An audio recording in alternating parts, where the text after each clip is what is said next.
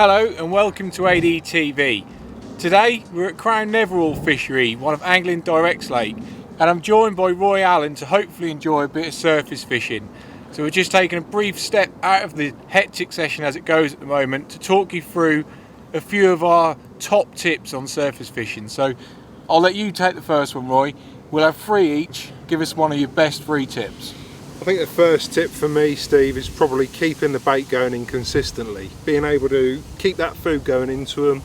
It's like any fish. You wouldn't want to go to a takeaway and not have food straight away, and it's the same with fish. You just got to keep that bait going in and making sure that making sure they got that food regularly. Otherwise, they'll just swim off. Getting them feeding before you chuck your hook bait as well, like definitely, yeah. Keeping that feed going in, building up confidence, and then putting in the bait, then putting in your hook bait, getting the bait going in. Then put your hook bait in and taking it from there. Yeah, so what's yours then, Steve? What do we think? Well, my first one has to be the one that's glued onto my face, to be honest, is the glasses.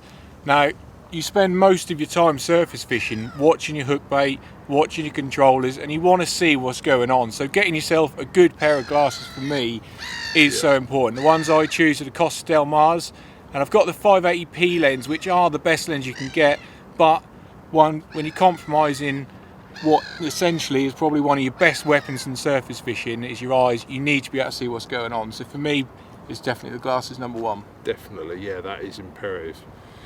I think probably my next tip would be the size of the float you use. It's quite important to have the right equipment, and being able to put a float at range when necessary is something that you don't want to be left in the dark with. If you turn up and you're under equipped and the fish start showing, or if you've been putting in the feed and the wind turns and they're starting to show long, you want to have a float that's big enough. Today we've both been using the new quarter inline floats in the 50 and 30 grams. And they've been going out, they're nice, heavy float, you can see them at range, and they've certainly done the job for us. Certainly makes a difference, mate. Yeah, like you said, if that wind picks up and takes it away, you can just get that extra distance going. Exactly, yeah, that is a very important factor in what we've been doing today.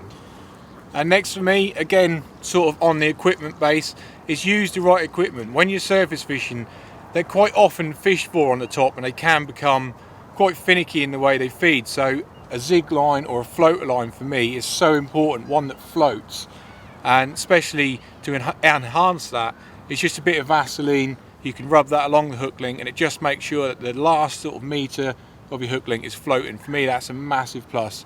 They get really spooked by that bow and a line, don't they? Yeah, definitely. Anything that can build up confidence in the fish and maybe allow them to accept the hook bait more readily is going to be a good thing.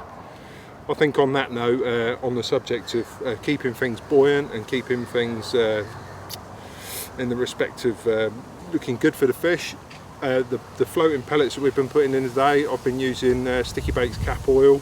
I've gone through a litre of the stuff in 3 kilos. We've probably gone through 3 kilos of floating pellets in 6mm and 11 today.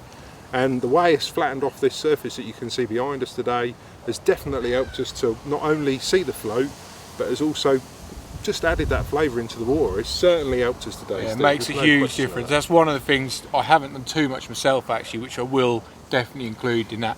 The way that it just completely flattens it makes everything, not only presenting, visual, everything so much easier. All that extra attraction in the water, it's definitely helped today, hasn't it? There's no question.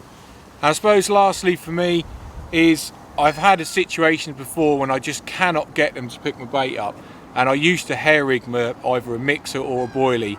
And I've actually changed away from that. I now use a much bigger hook, I was showing you a bit earlier, and I actually bury it into the boilie. So I just bite it down with my teeth just to make it more in a dog biscuit shape or a pellet shape rather than a round boilie, and then side hook that with a big hook, and it just makes sure that one, you've got a big hook to land them, and two, putting that hook inside it, it's buried away from it, so it doesn't matter if you've got a hook of that size.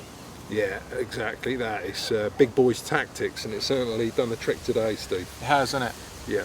Excellent. Well, I hope them tips you can put into your own fishing. Perhaps one of them can make the difference on your next session, but I'm eager to get that rod back out and see if we can have another one. We'll see if we can pick out anything else before dark. We'll leave it there, mate, and we'll get the rods out. Brilliant. Cheers, Steve.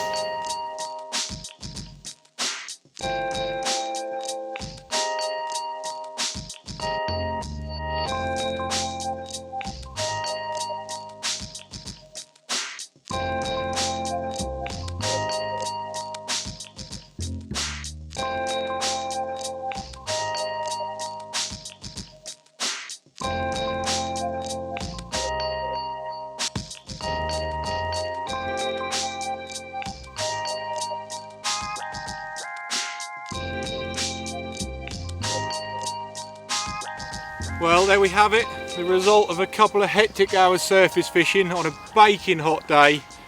And to say the swim's rocking, mate, is a bit of an understatement, isn't it? Yeah, definitely. We've had them going big time on the pellets today.